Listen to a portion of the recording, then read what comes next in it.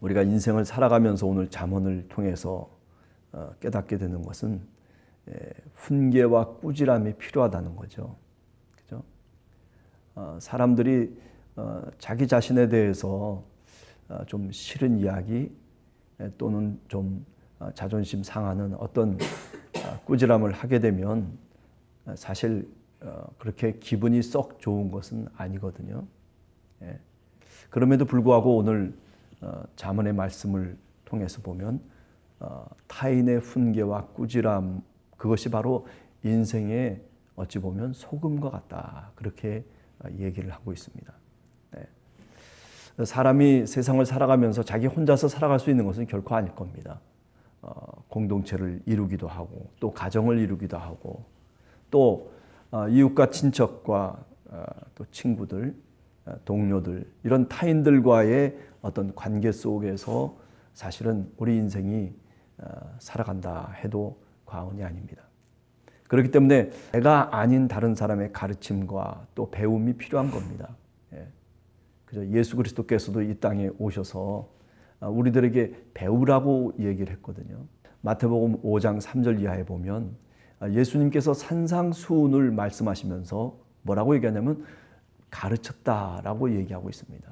교육했다라고 하는 거죠. 그러니까 다시 말하면 예수 그리스도께서 이 땅에 오셔서 제자들을 가르치고 제자들이 주님의 말씀을 배우도록 했던 과정이 사실은 예수님의 사역이었다라고 해도 맞는 말일 것입니다. 올바른 이성을 갖고 올바른 분별력을 갖고 살아가려면은 자기 자신만의 어떤 판단을 갖고서 살아가기는 힘들다라고 하는 거죠. 그게 바로 인간의 약점이고 속성이고 그리고 인간의 실존이 그렇다라고 하는 겁니다. 사람이라고 하는 게 자기 좋은 쪽으로 향하게 돼 있고, 그죠? 누구든지 자기에게 좋은 말을 하면 그게 좋은 거죠, 사실은요. 그래서 심지어는 칭찬이라고 하는 것이, 격려라고 하는 것이 꼭 필요하고, 또 그리고 그 칭찬과 격려를 통해서 심지어는 고래도 춤을 춘다라는 그런 책까지 쓰지 않습니까? 사람은 자기에게 듣고 싶은 것만 들으려고 할 때가 많아요. 그렇기 때문에 오늘 잠언에서도 그것을 경계하고 그것을 염려하고 있다라고 하는 거죠. 오늘 하루를 여러분과 제가 살아가면서 그래요, 좀 싫은 것도 들을 줄 아는 그런 마음가짐을 갖고 사실은 우리가 하루를 살아야 되겠다라고 하는 거죠. 자, 그 다음에 두 번째는 가정의 중요성을 오늘 얘기하고 있습니다. 가정에는 아내도 있고 자녀들도 있고 또 부모님도 있고 또 형제, 우리가 가정을 이루면서 사실은 살아가죠. 누구나 다 가정의 중요성에 대해서 그렇지 않다라고 얘기하는 사람은 아마 아무도 없을 겁니다. 가정이 중요한데 그 가정의 관심사가 어디에 있느냐라고 하는 것 또한 역시 굉장히 중요한 겁니다.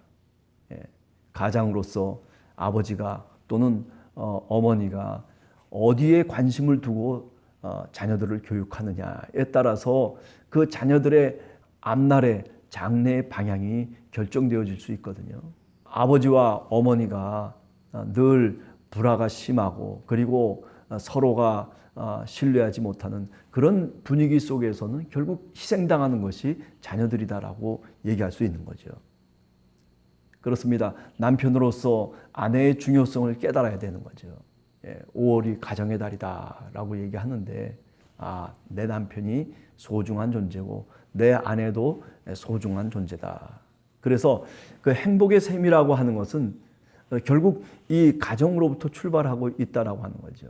자기가 무슨 큰 일을 벌여서 사업에 성공도 하고 그리고 열심히 학문적인 것을 닦아서 그래가지고 그야말로 학문의 업적을 쌓기도 하고 굉장한 지위를 얻고 권력을 얻는다 손 치더라도 가정이 무너지면 사실 아무것도 아니죠.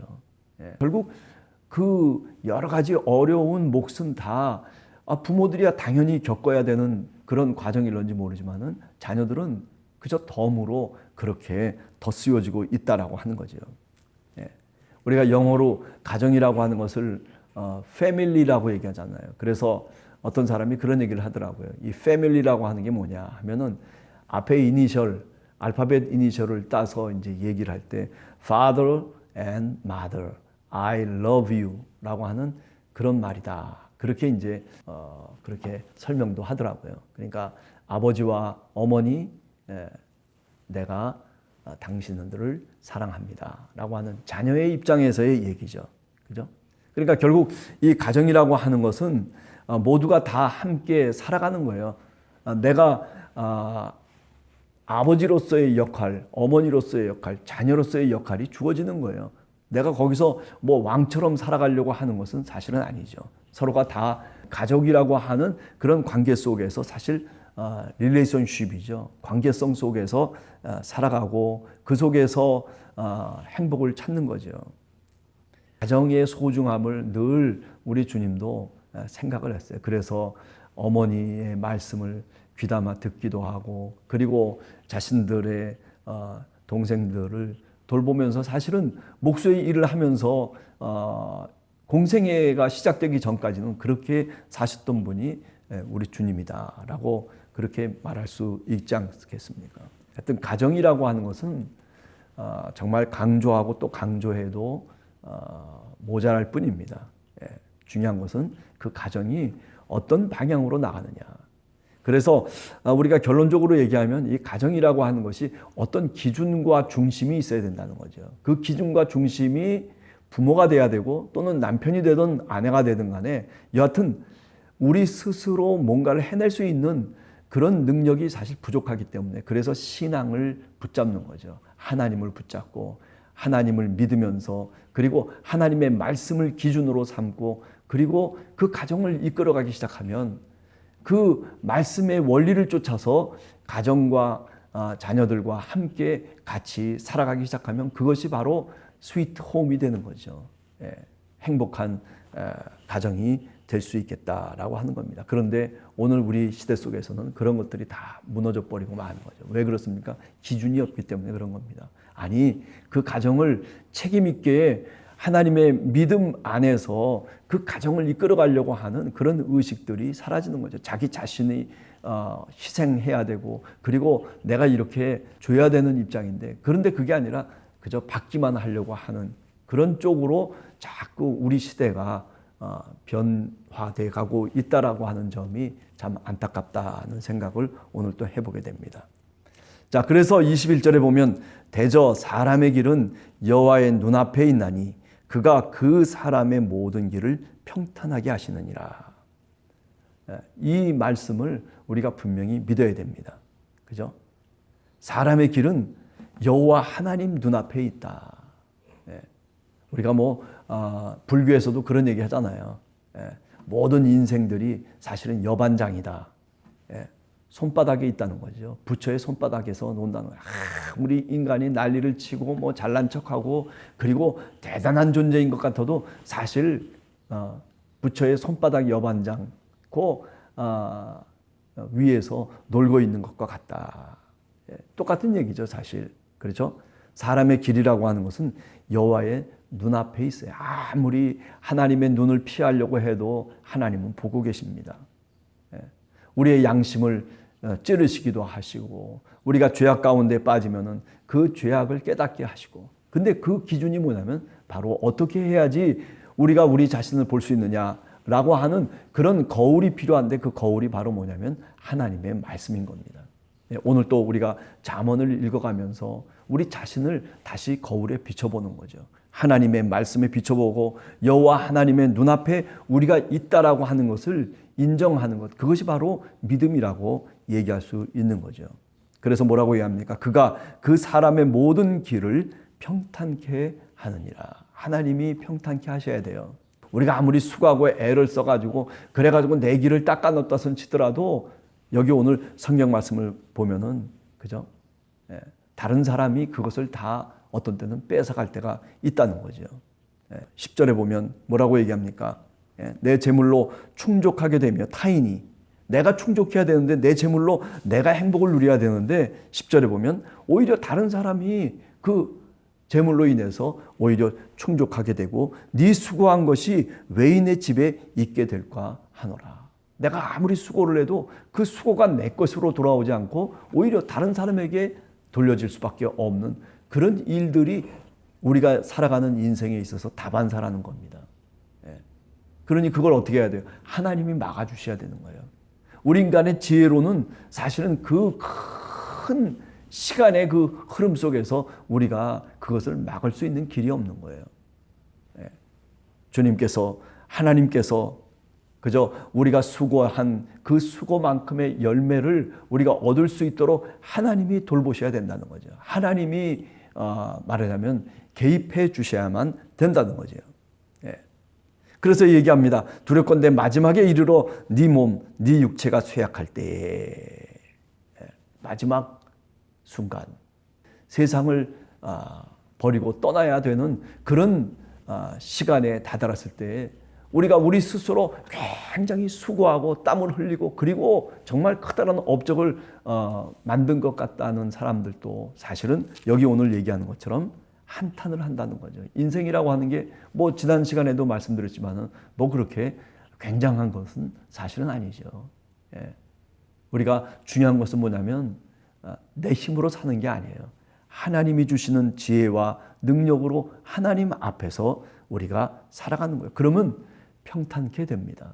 하나님의 말씀에 의거해서 살아가려고 하다 보면 하늘에서 주시는 샬롬, 그 행복이, 그 평안이 우리 가정 속에, 우리 각자 아버지와 어머니, 자녀들 속에, 부모들 속에 사실은 그 샬롬이 임하게 되는 것이죠.